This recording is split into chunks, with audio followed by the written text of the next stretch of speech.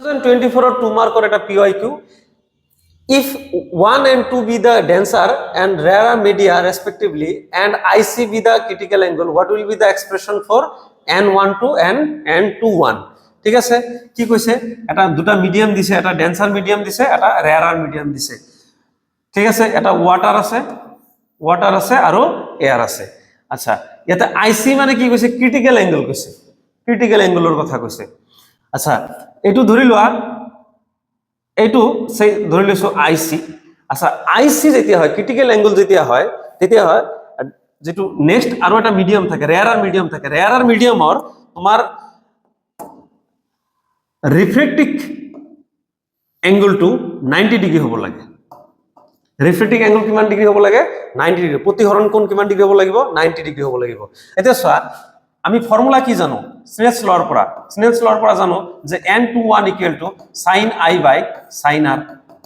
ঠিক আছে, n21 মানে কি, যে n2 by n1 sin i মানে ইনসিডেন্ট এঙ্গেল মানে কি দিছে ইয়াতে? ক্রিটিক্যাল এঙ্গেল মানে কি মানে i সাফিক্স c।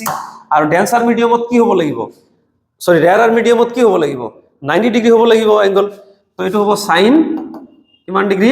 90 ডিগ্রি। তো n2 by n1 = এটো sin 90 ডিগ্রি ভ্যালু কিমান? 1 হয়। তো আলটিমেটলি কিমান হ'ব? sin ic = n21 বা এনেকে লিখিব পাৰো আমি sin ic = n21। তো n21 এৰ এক্সপ্ৰেশনটো এইটো হৈ যাব।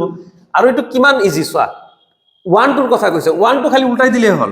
1 টু উল্টাই দিলে কি হ'ব, যে n1 by n2 = এইটো কিমান আহি যাব? 1 by sin ic। অর্থাৎ এনেকে লিখিবা আমি n12 = 1 by sin i suffix c। এই 2 মার্ক পাই গলা, বহুত ইজি হয়। Okay, thank U.